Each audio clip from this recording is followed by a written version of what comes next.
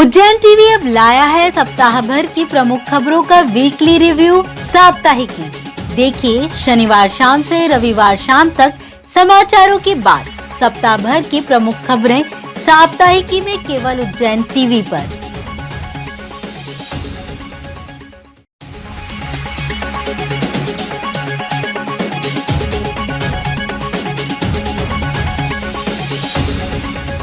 नमस्कार, उज्जैन टीवी के सभी दर्शकों का हार्दिक स्वागत है।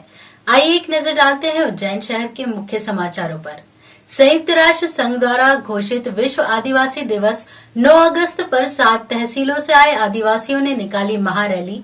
टावर पर भी हुआ कार्यक्रम।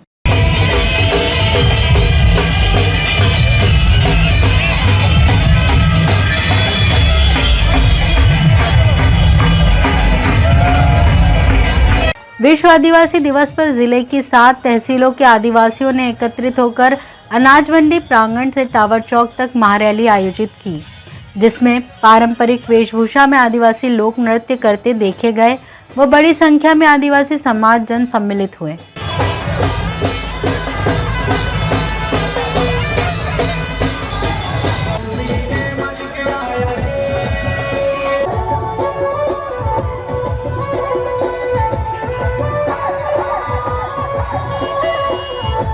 इस बाबत समाज अध्यक्ष शंभू सिंह चौहान ने बताया, ये हमारा आदिवासी दिवस है 9 अगस्त को संयुक्त राष्ट्र महासभा द्वारा सन 1994 में ये विश्व आदिवासी दिवस घोषित किया गया था। उसके उपलक्ष्य में हम हर वर्ष की तरह इस वर्ष भी मध्य प्रदेश के संपूर्ण जिले में 9 अगस्त को विश्व आदिवासी दिवस मनाते हैं, जो कि हम उज्जैन जिले के समस्त ग्रामीण क्षेत्र और तहसील क्षेत्र के निवासी आज 9 अगस्त को विश्व आदिवासी दिवस हमारे उज्जैन जिले में मना रहे हैं। और इस दिवस के उपलक्ष्य में हम महारैली का आयोजन कर रहे हैं, ताकि हमारे समाज में जागरूकता आए, शिक्षा का स्तर बढ़े और समाज में एकजुटता आए। इधर टावर चौक स्थित अंबेडकर प्रतिमा पर कार्यक्रम आयोजित कर जयकारे लगाए गए व आदिवासी दिवस पर शासकीय अवकाश घोषित करने की मांग की गई। इस अवसर पर उपस्थित संगठन पदाधिकारियों ने सदस्यों को भारत की अखंडता की शपथ भी दिलाई। कार्यक्रम में भीम आर्मी व अजाक्स के कार्यकर्ता भी शामिल हुए।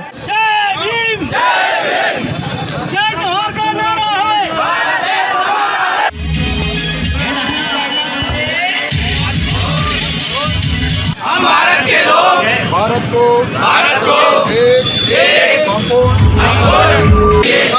एक तथा उन सब में व्यक्ति की गरिमा और राष्ट्र की एकता और अखंडता सुनिश्चित करने वाली बंधुता बढ़ाने के लिए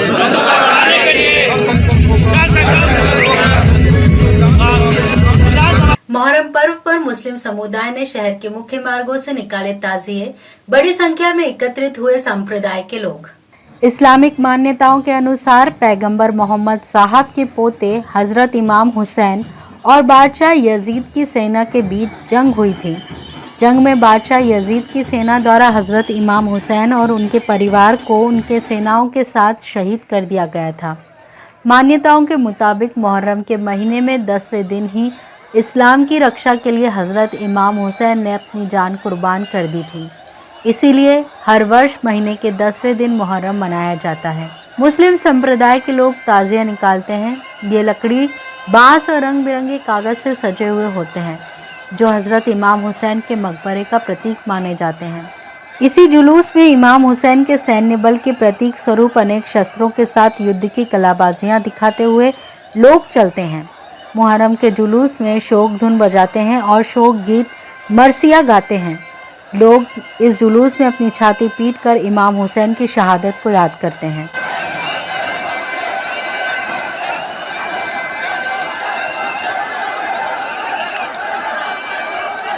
राखी पर्व के लिए पुजारी परिवार की महिलाओं ने बाबा महाकाल के लिए बनाई राखी। पर्व पर 1.25 लाख लड्डुओं का भोग भी लगाया जाएगा। राखी का पर्व सबसे पहले महाकाल मंदिर में मनाया जाएगा। मान्यता है कि देश के हिंदू मान्यता के सभी त्योहार महाकाल मंदिर में सबसे पहले मनाए जाने की परंपरा है। इसी के चलते गुरुवार अल सुबह होने वाली भस्म आरती के दौरान पुजारी परिवार की ओर से महिलाएं भगवान महाकाल को राखी अर्पित करेंगी। इसके लिए करीब 4 दिन पहले से ही महेश पुजारी के परिवार की महिलाओं ने तैयारी शुरू कर दी थी। 4 दिन की मेहनत के बाद भगवान महाकाल की राखी बनकर तैयार है। भगवान महाकाल के लिए पुजारी परिवार की ममता शर्मा, वैभवी शर्मा व प्रीति शर्मा ने रत्न जड़ित मोर पंखी राखी तैयार की है। 4 फीट की राखी शैव व वैष्णव परंपरा अनुसार बनाई गई है। महाकाल मंदिर में 11 अगस्त को कल सुबह भस्म आरती के दौरान 1.25 लाख लड्डुओं का भोग लगेगा। इसके बाद सभी लड्डू श्रद्धालुओं में बांटे जाएंगे। लड्डू बनाने के लिए शुद्ध घी का उपयोग किया जाता है। महाकाल मंदिर परिसर में 4 दिन पहले से काम शुरू हो चुका है। इसके लिए 100 डब्बे घी, 30 क्विंटल बेसन, 45 किलो शक्कर के साथ सूखा मेवा भी लगेगा। इस बाबत ममता व वैभवी शर्मा ने बताया। 11 तारीख को रक्षाबंधन का त्यौहार है और हमारे यहाँ इस साल हमारा साल है तो हम राखी बाबा महाकाल को ही चढ़ाएंगे। पहले भस्म आरती में, उसके बाद त्यौहार मनाया जाएगा राखी का और उसके बाद हमें 1.25 लाख लड्डू का भोग है। फिर जितने भी श्रद्धालु आते हैं वो भोग वितरित किया जाता है उस जनताओं में और उसके बाद फिर सब हम लोग भी उसी से, हमारा जो सावन का उपास रहता है वो हम उसी लड्डू से भगवान भोग का खाकर उस उपास को तोड़ते हैं। राखी बनाने में हमको 4-5 दिन लगा है। इसमें मोरपंख, कुंदन और लेस वगैरह सबका उपयोग किया गया है और ये राखी पुजारी परिवार के घर पर ही बनी है। कितनी महिलाओं ने बनाई है? ये हमने 4-5 महिलाओं ने बनाई है। श्रावणी पूर्णिमा पर 11 अगस्त को रक्षाबंधन का त्योहार मनाया जाएगा। बहनें भाइयों की कलाई पर राखी बांधेंगी। त्योहार के नजदीक आते ही बाजार में रौनक नजर आने लगी है। राखी की दुकानें सज गई हैं। खरीदारी का दौर भी शुरू हो गया है। कोरोना काल के 2 साल बाद रक्षाबंधन को लेकर खासा उत्साह नजर आ रहा है। लोगों का उत्साह देखकर व्यापारियों को भी अच्छा कारोबार होने की उम्मीद है। राखी का व्यवसाय करने वाले व्यापारियों के अनुसार इस बार अनेक वैरायटी में राखियां उपलब्ध हैं। बच्चों के लिए खास कार्टून कैरेक्टर की राखियां बाजार में आई हैं। लाइटिंग व म्यूजिकल राखियां भी बच्चों का मन मोह रही हैं। व्यापारियों के अनुसार इस बार स्टोन राखियों का खासा कलेक्शन आया है। यह राखियां 5 रुपए से लेकर 200 रुपए प्रति नग तक उपलब्ध हैं। पारंपरिक फोम, जरी व फुंदे वाली राखियां भी नए कलेवर में मौजूद हैं। इनकी कीमत 1 रुपए से 50 रुपए तक है। इस बाबत व्यापारी अमन गोस्वामी और खरीदार निशा करोल ने हमसे बात करते हुए बताया। ये राखी के उपलक्ष्य में राखी खरीदने के लिए आई हूँ। बहुत बहुत सुंदर सुंदर राखियाँ हैं यहाँ पर। बच्चों की भी राखियाँ हैं, बड़ों की राखी है, भाई बहनों के लिए और सभी लोगों के लिए अच्छी अच्छी राखियाँ हैं यहाँ पर। अभी आप राखी खरीदने आए तो क्या पिछले बार की अपेक्षा महंगी नहीं, अच्छी है, काफ़ी अच्छी है। मतलब वैरायटियाँ भी अच्छी है और अच्छी है, कम दामों में भी है। पर लेकिन अभी कोरोना के माहौल के हिसाब से थोड़ा रेट बढ़ चुका है राखियों का। ये राखियों के तो इस बार तो थोड़े से रेट तो टाइट है। तो सभी जगह से, बॉम्बे से भी राखी है, कलकत्ता वाली राखी भी हैं, जयपुर की राखियाँ भी हैं अपने पास। तो ये रेशमी फुंदे वगैरह ये घर पे रेडी तैयार करते हैं यहाँ पर। सबसे ज़्यादा राखी कौन सी राखी बिक रही है? सब ये बच्चों की राखी तो है, बाकी डायमंड वगैरह ये भी मेटल राखी है, ये भी अच्छे पसंद कर रहे हैं ग्राहक। और इस बार राखी का थोड़ा सा टाइट है। कितना परसेंट पिछली बार इसमें कितना अंतर है? कम से कम ये 20% तो है रेट में उछाल थोड़ा सा। कितने रुपए से लेके और कितने रुपए तक की राखी है? 5 रुपए से लेके अपने पास 150 रुपए तक की राखी है। विक्रम विश्वविद्यालय एवं मध्य प्रदेश कर्मचारी संगठन द्वारा हर घर तिरंगा अभियान के अंतर्गत तिरंगा यात्रा निकाली गई।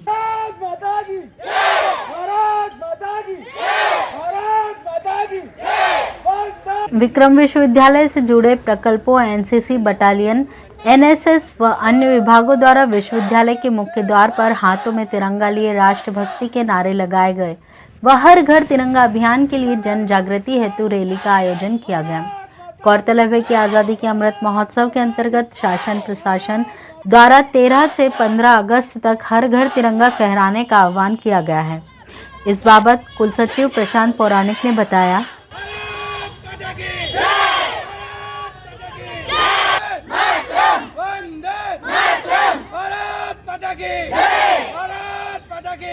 भारत के स्वतंत्रता आंदोलन के 75 वर्ष पूर्ण हुए हैं। इस 75 वर्ष पे भारत के स्वतंत्रता के लिए लड़ने वाले विभिन्न क्रांतिकारियों को रेखांकित करने के लिए माननीय प्रधानमंत्री जी द्वारा दांडी यात्रा से यह आह्वान किया था कि पूर्व के जो क्रांतिकारी हैं जो कि रेखांकित नहीं हुए हैं उनको सामने लाने का कार्य जन आंदोलन के रूप में किया जाए। इसलिए जो क्रांतिकारी परिचित हैं जिनके हम जानते हैं जिनके बारे में सब लोग जानते हैं, उसके अलावा वे लोग जो कि इन क्रांतिकारियों के सहयोगी रहे हैं उनको रेखांकित करने का कार्य, उनके बारे में आम जनता को परिचित कराने का कार्य विगत 1 वर्ष में हुआ है। इसकी पूर्णाहुति के अवसर पर माननीय प्रधानमंत्री जी द्वारा घर घर तिरंगा लगाने का आह्वान किया है, जिससे कि जो बच्चे हैं उनको तिरंगे के बारे में, उनके सम्मान के बारे में, उसके जो नियम हैं, तिरंगा किस प्रकार से फहराया जाता है, कैसा लगाना चाहिए, इस संबंध में बच्चों में जागृति आए। एक आह्वान माननीय प्रधानमंत्री जी द्वारा, माननीय मुख्यमंत्री जी द्वारा किया गया है और उसी के तहत उच्च शिक्षा विभाग के द्वारा विद्यार्थियों से यह आह्वान किया गया है कि वे तिरंगे के बारे में जाने। एक पुस्तिका का प्रकाशन किया है, वे तिरंगे के बारे में जाने, तिरंगे के अधिनियम को समझें और घर घर तिरंगे को लगाकर हमारे भारत के सम्मान को किस प्रकार से है वो हम देखें। इसलिए यह तिरंगा यात्रा निकाली गई है। इधर मध्य प्रदेश के राज्य कर्मचारी संघ द्वारा भी तिरंगा यात्रा निकाली गई, जो चामुंडा माता देवास गेट मालीपुरा बहादुरगंज से पुनः चामुंडा माता पीएचई कार्यालय पर समाप्त हुई।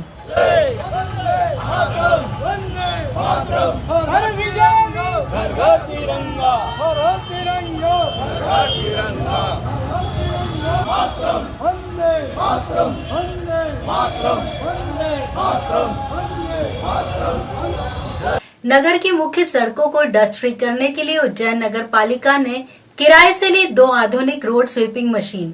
शहर की मुख्य सड़कों को धूल मुक्त यानी डस्ट फ्री करने के लिए उज्जैन नगर निगम ने 16 लाख रुपए महीना किराए पर 2 आधुनिक मशीनें ग्लोबल वेस्ट कंपनी से ली हैं, ताकि उज्जैन स्वच्छता के उच्च मापदंडों को छू सके और सबसे प्रदूषित शहर होने का कलंक मिटा सके। अभी उज्जैन प्रदेश के 6 प्रदूषित नॉन अटेनमेंट शहरों की सूची में शुमार है। रोड स्वैपिंग मशीनों का लोकार्पण सोमवार दोपहर शहर के सबसे व्यस्त टावर चौराहे पर हुआ। इस कार्यक्रम में अतिथि उच्च शिक्षा मंत्री डॉक्टर मोहन यादव, विधायक पारस जैन, महापौर मुकेश टटवाल, निगम अध्यक्ष कलावती यादव, भाजपा के अनुसूचित जाति मोर्चा के राष्ट्रीय अध्यक्ष लाल सिंह आर्य ने किया। सभी लोगों के वाहन बीच सड़क पर पार्क थे, इससे घंटे भर ट्रैफिक जाम रहा। यातायात बाधित होने से कई लोग परेशान हुए। कार्यक्रम के संबंध में भाजपा के अनुसूचित जाति मोर्चा के राष्ट्रीय अध्यक्ष लाल सिंह आर्य ने कहा, आज़ादी के अमृत महोत्सव में तिरंगा झंडा हर घर हर लहराने का जो कार्यक्रम है, और उसी में कहीं ना कहीं आज हमारे नवनिर्वाचित महापौर अध्यक्ष और हमारे माननीय मंत्री और पूर्व मंत्री गणों ने स्वच्छता की वो मशीनें यहाँ लाई है जो आधुनिक है। माननीय प्रधानमंत्री जी का स्वच्छता का जो अभियान है उसको साकार करने के लिए इंदौर की तरह उज्जैन भी नंबर 1 के बाद वो भी कंपटीशन में आए। यहाँ स्वच्छता के पूरा नगर चमके, बाबा की ये नगरी बहुत स्वच्छता में दिखे, ये कहीं ना कहीं प्रयास है। मैं महापौर जी को और अध्यक्ष जी को और माननीय मंत्री जी को शुभकामना देता हूँ, इस काम के लिए बधाई देता हूँ। मुहर्रम का जुलूस देखने गए युवक से बदमाशों ने चाकू मारकर छीने 8,000 रुपए, युवक जिला अस्पताल में भर्ती। बेगमबाग कॉलोनी निवासी फैजान शाह उम्र 22 वर्ष मुहर्रम का जुलूस देखने गए। तब तोपखाने में सुबह 7 बजे जुलूस देख रहे फैजान से छोटा बाबू एवं गुर्जर नामक युवक ने पैसे मांगे। फैजान ने जब मना किया तो बदमाशों ने उससे उसका मोबाइल हाथ से छीन लिया और फेंक दिया एवं युवक के पास 8,000 रुपए थे जो लेकर भाग गए।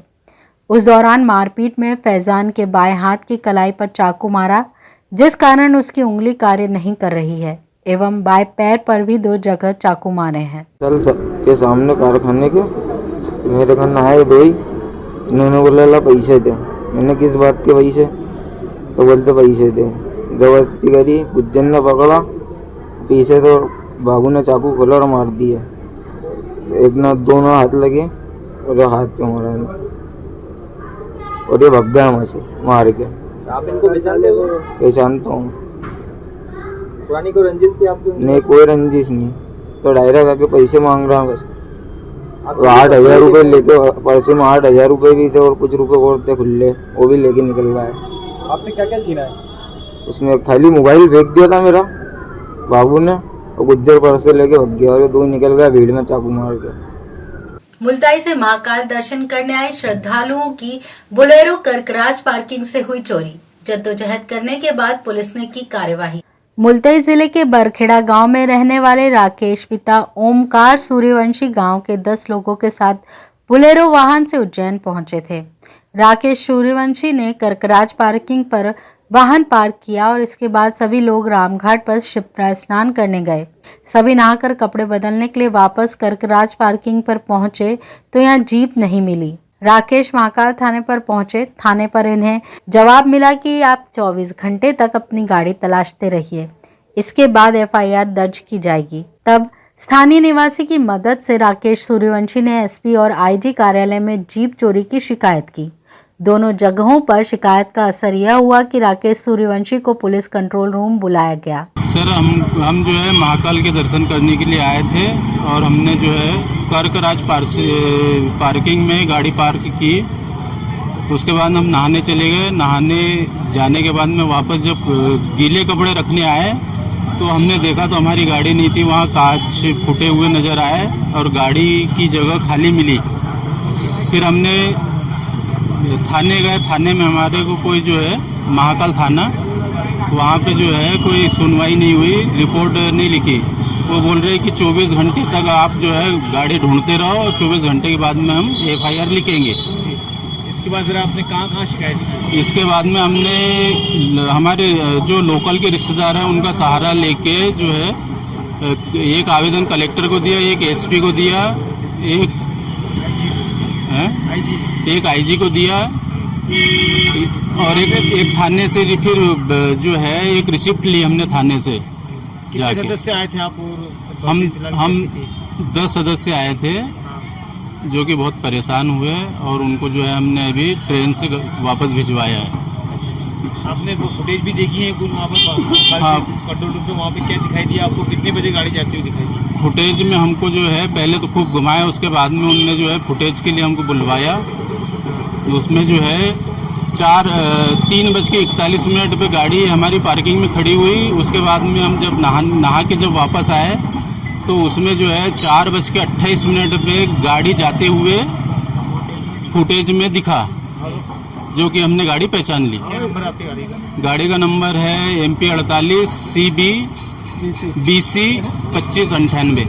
तो ये थे उज्जैन शहर के मुख्य समाचार। ऐसी ही ताजा खबरों के लिए देखते रहिए उज्जैन टीवी। उज्जैन टीवी का YouTube चैनल लाइक और सब्सक्राइब करना ना भूलें। नमस्कार।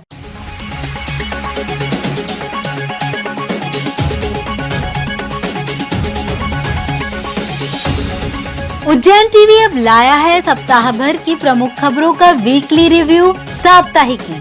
देखिए शनिवार शाम से रविवार शाम तक समाचारों की बात।